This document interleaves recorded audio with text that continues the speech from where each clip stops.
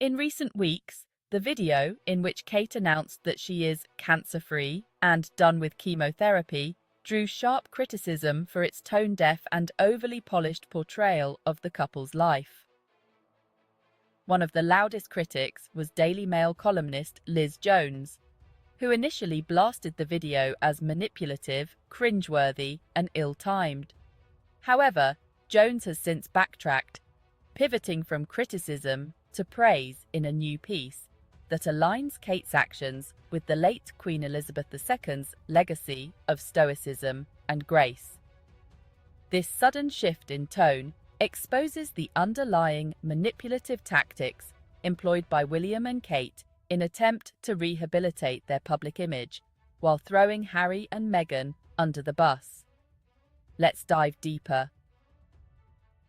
When Liz Jones first criticised the cancer video, she painted a clear picture of the backlash it received. She referred to the video as a hallmark, cringy, cliched production, expressing her disdain for the hyper-real, perfect, retro portrayal of William and Kate. According to Jones, Kate seemed more detached than ever, and the video was a grave misjudgment during a period when the monarchy itself is hanging by a thread. Yet, within a week, Jones dramatically reversed her stance.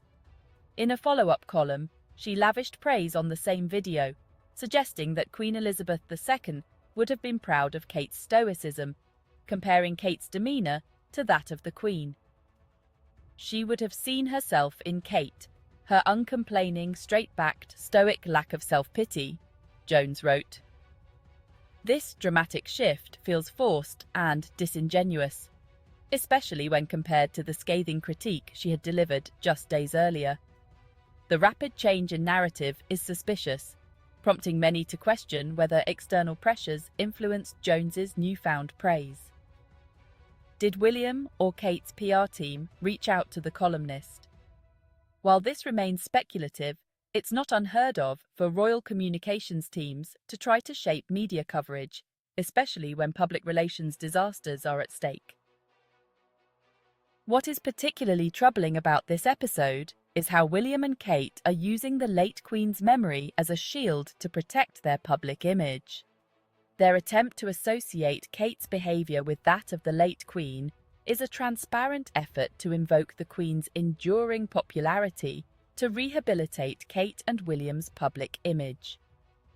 Queen Elizabeth II was beloved for her commitment to duty, her unwavering grace, and her ability to maintain a connection with the public despite her lofty position. By aligning Kate with these attributes, the media is attempting to leverage the Queen's memory to make Kate appear more relatable and grounded. However, this strategy is deeply flawed as Kate's video lacked the very qualities that defined Queen Elizabeth's reign. When Queen Elizabeth II passed away, Prince Harry paid a touching tribute to his grandmother, saying, "Her unwavering grace and dignity remained true throughout her life, and now her everlasting legacy." While the Queen was known for her quiet dignity and dedication to service, Kate's video came across as self-indulgent and detached from the struggles of ordinary people. This disconnect is particularly stark when considering the issues surrounding cancer treatment and healthcare in the UK. While Kate announced she was cancer-free, many British citizens are facing lengthy waits for cancer treatments, with the NHS struggling under the weight of underfunding and staff shortages. The timing of the video, therefore, was not just a poor PR move, it was an insult to those dealing with cancer without the privileges and resources the royals enjoy. When you look at things from this perspective, it is clear that William and Kate are straying far from the Queen's legacy in their attempts to court public sympathy. Rather than focusing on genuine service or fostering a connection with the public, they seem more concerned with their image and the fact that they feel the need to lean on the Queen's legacy in such a blatant way speaks to their desperation to maintain their relevance and popularity. In her attempt to walk back her previous criticism of William and Kate, Liz Jones also took several swipes at Harry and Meghan, once again using them as convenient scapegoats to deflect attention from the failings of the rest of the royal family. In her column, Jones references the Queen's funeral, highlighting Meghan's tears, attire, and Harry not being allowed to wear his military uniform as distractions. By contrast, she praised Kate for her sharp outfit and composed demeanour, making it clear that, in Jones's eyes, Kate knew the day was not about her, despite being heavily adorned in extravagant pearls and jewellery. This tactic is not new. The British media has long used Meghan as a lightning rod for criticism, often portraying her as a divisive figure who disrupts the royal family's harmony. By framing Meghan's tears and dress as inappropriate, Jones is engaging in a form of character assassination that has become all too familiar. One social media commenter succinctly captured the absurdity of Jones's criticism of Meghan's tears at the funeral, saying, "Yes, a woman in a black dress wiping away a tear is such a distraction at a funeral. It distracts from the jewellery display a few feet away." Meghan's behaviour at the funeral, wiping away tears, was entirely normal for someone in mourning, yet Jones's column portrays it as a calculated distraction, further feeding into the narrative that Meghan is always out to steal the spotlight. This constant vilification of Meghan stands in stark contrast to the glowing portrayals of Kate, who is often depicted as a paragon of virtue. One can't help but wonder why the media feels the need to tear down Meghan to elevate Kate. Perhaps it's because, despite the British media's efforts to portray her as flawless, Kate's public image is increasingly fragile.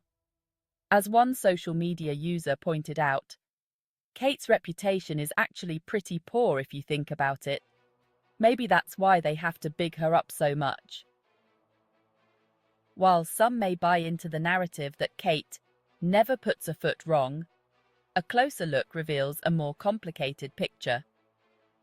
A prime example of this was the infamous incident where Meghan was accused of making Kate cry. Despite the narrative being disproven in Meghan and Harry's interview with Oprah Winfrey, where it was revealed that it was actually Kate who had made Meghan cry, the British media continued to paint Meghan as the villain. Kate's failure to set the record straight at the time demonstrated her willingness to let Meghan take the fall, further tarnishing her reputation as the perfect future queen. Therefore, attempts to make it seem as though the Queen would have disapproved of Meghan while wholeheartedly endorsing Kate are disingenuous at best. Queen Elizabeth II made her feelings about the Sussexes clear while she was alive. She ensured that they had a home in Frogmore Cottage, supported their need for security, and publicly expressed her desire for the family to be united. The revisionist history that is now being peddled by Liz Jones and others is nothing more than an attempt to rewrite the Queen's legacy to fit the narrative that William and Kate are the rightful heirs to her mantle of grace and duty, while Meghan is cast as an unwelcome outsider.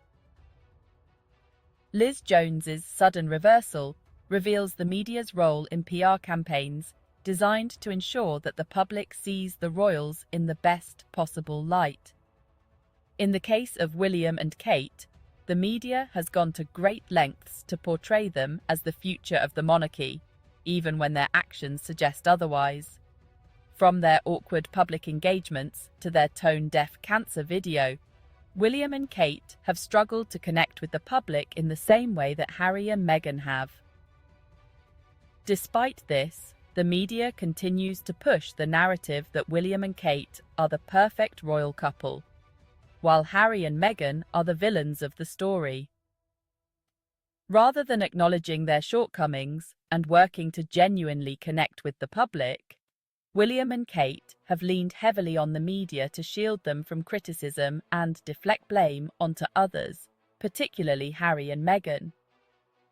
However, despite the media's best efforts, there are signs that the public is becoming increasingly disillusioned with William and Kate.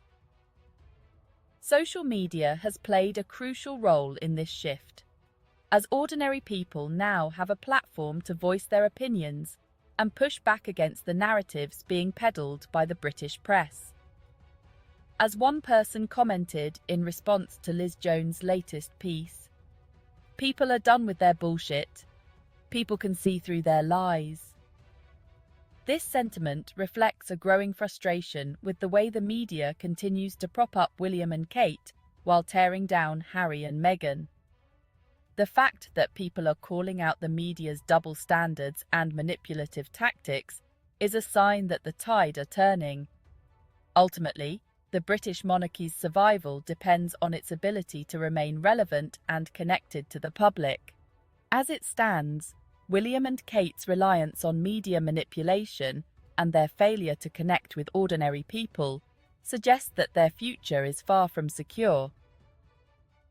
As William and Kate continue to grapple with the fallout from their recent public relations blunders, it's clear that their efforts to rehabilitate their image are falling flat. Invoking Queen Elizabeth's memory to prop up their image is not only disingenuous, but also disrespectful to the Queen's legacy of genuine service and duty. The use of Meghan as a convenient scapegoat further highlights William and Kate's desperation to maintain their status. Ultimately, the public is growing tired of the performative nature of William and Kate's actions. Rather than focusing on maintaining an image of perfection, they would do well to acknowledge their mistakes, apologize where necessary, and, most importantly, connect with the public in a more genuine and meaningful way. Without this shift, their efforts to repair their image will continue to fall on deaf ears. Thank you for watching.